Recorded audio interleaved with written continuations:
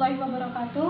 Saya Nurul Kalasifah dari kelas 3 Farmasi. Di sini saya akan menjelaskan tentang praktikum denaturasi protein yang memiliki tujuan untuk mempelajari beberapa uji terhadap larutan protein. Denaturasi protein merupakan proses terjadinya perubahan terhadap konformasi struktur protein, lebih tepatnya yaitu terhadap struktur tersier maupun struktur kuartener. Adapun ciri-ciri protein yang mengalami denaturasi yaitu bisa dilihat dari struktur fisiknya, yaitu protein yang mengalami denaturasi biasanya akan mengalami pembukaan lipatan pada bagian-bagian tertentu. Selain itu, protein akan mengalami berkurangnya kelarutan. Lapisan molekul yang bagian hidrofobik akan mengalami perubahan dari dalam keluar, begitupun sebaliknya. Hal ini yang akan menyebabkan perubahan kelarutan. Protein merupakan makromolekul yang terdiri dari satuan-satuan kecil penyusunnya yang disebut asam amino, yang tersusun dalam urutan tertentu dengan jumlah dan struktur tertentu. Protein memiliki struktur yang terdiri dari asam amino yang dihubungkan bersama oleh ikatan peptida membentuk rantai polipeptida. Kemudian, rantai polipeptida tersebut akan mengalami tekukan akibat berbagai interaksi seperti ikatan hidrogen di dalamnya sehingga akan membentuk struktur 3 dimensi yang dikenal dengan protein.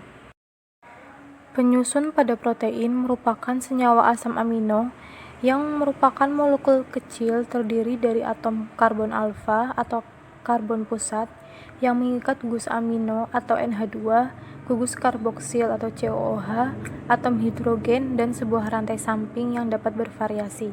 Struktur protein memiliki 4 jenis, yaitu struktur primer, struktur sekunder, struktur tersier, dan struktur kuartener. Struktur primer merupakan ikatan-ikatan peptida dari asam amino pembentuk protein. Struktur sekunder merupakan struktur yang terbentuk dari ikatan hidrogen yang terjadi antara gugus-gugus amina dengan atom hidrogen pada rantai samping asam amino, sehingga membentuk lipatan-lipatan, misalnya membentuk alpha helix. Yang ketiga yaitu struktur tersier. Struktur ini merupakan interaksi dari struktur sekunder yang satu dengan struktur sekunder yang lain melalui ikatan hidrogen, ikatan ion, atau ikatan disulfida, misalnya terbentuknya rantai double helix. Yang terakhir yaitu struktur kuartener. Struktur ini merupakan struktur yang melibatkan beberapa peptida sehingga membentuk suatu protein. Praktikum kali ini, alat yang akan digunakan yaitu pipet tetes, tabung reaksi, dan gelas.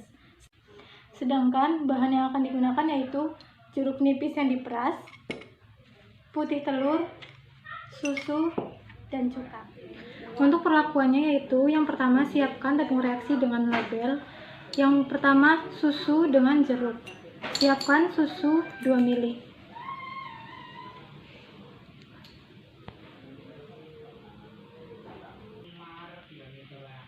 Kemudian larutan susu tersebut ditambahkan dengan 2 ml jeruk. Selanjutnya yaitu telur sebanyak 2 ml. Kemudian ditambahkan jeruk sebanyak 2 ml.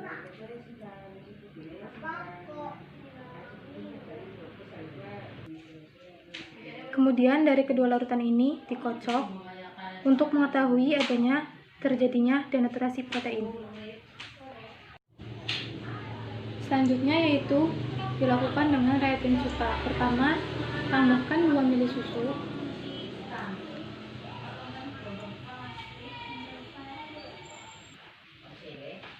Kemudian ditambahkan dengan 2 ml cuka.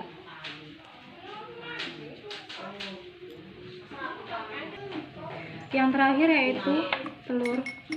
Masukkan telur ke dalam tabung reaksi sebanyak 2 ml.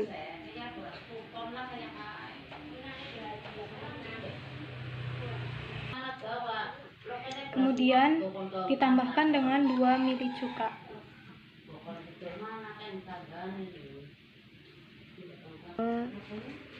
Kemudian dari dua larutan ini dikocok untuk mengetahui apakah terjadi denaturasi protein. Berikut merupakan gambar dari hasil denaturasi protein susu dan putih telur dengan reagen, cuka, dan jeruk nipis. Yang pertama yaitu ada putih telur dengan jeruk nipis yang telah diperas. Hasil yang diperoleh yaitu larutan yang keruh dan sedikit gumpalan. Kemudian ada telur yang ditambahkan dengan cuka, juga menghasilkan sebuah gumpalan.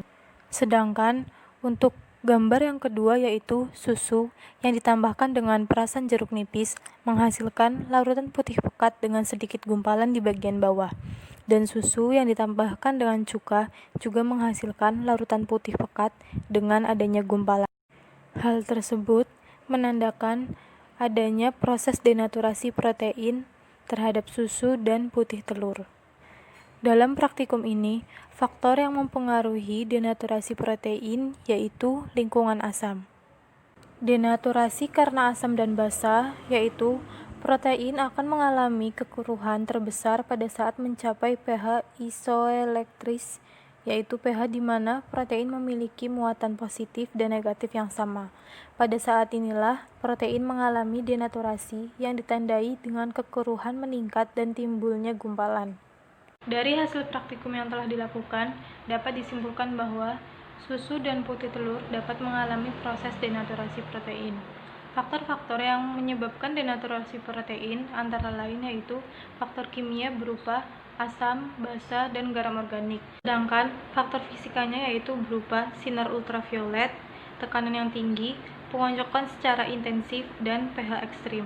Yang terakhir yaitu dampak dari denaturasi protein terhadap putih telur, yaitu menghasilkan larutan keruh dan berupa gumpalan. Demikian dari praktikum dan penjelasan mengenai denaturasi protein. Assalamualaikum warahmatullahi wabarakatuh.